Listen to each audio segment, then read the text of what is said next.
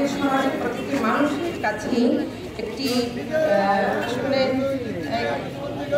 স্থবির একটি বিষয়, কারণ এখানে কোনো পাথরের ভাষা আমাদের আছে বলে আর মনে হয় না। অনেক কথা শুনছি, আজ থেকে শুরু না, দীর্ঘদিন থেকে এই নারীর প্রতি সহিংসতা, নারীর প্রতি সহিংসতা, নারীর প্রতি নির্যাতন, অনেক কিছুই হয়ে আসছে। আসলে এটা এরকম মানববন্ধনের দ্বারা আমরা কতটি অগ্রগতি করতে পেরেছি। আমাদের দরকার হচ্ছে সর্বস্তরের মানুষকে এই বিষয়ে সচেতন করে তোলা, আমাদের মেয়েদেরও সচেতন করা, পরিবারকে সচেতন করা এবং সর্বোপরি প্রশাসনিক যে আইন আছে তার প্রয়োগটা সক্রিয় হওয়া।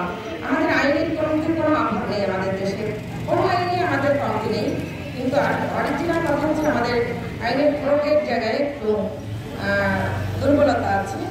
আমি আজকের এই মানববন্ধন থেকে শুধু একটি দাবি করতে চাই, যেহেতু এখানে সম্মানিত সভাপতি এখানে আছেন, উনি একজন অ্যাডভোকেটও, যে আমরা যেন আসলে আমাদের দেশটিকে একটি শান্তির জায়গায় নিতে পারি। সেখানে তো নারীর গুরুত্ব শান্তিকে রাখা অপরিসীম, কারণ একজন নারীকে ছাড়া তো পৃথিবীটাই চলতে পারে না। আমরা নিরাপদে শান্তিতে সব জায়গায় একজন শিশু থেকে শুরু করে বৃদ্ধ পর্যন্ত যেন একটা নারী তার সম্মান এবং তার মর্যাদা নিয়ে, তার স্বাধীনতা নিয়ে বাঁচতে পারে, এই প্রত্যাশা নিয়ে আশা কবে দেখবো, সেই প্রত্যাশাই রইলাম।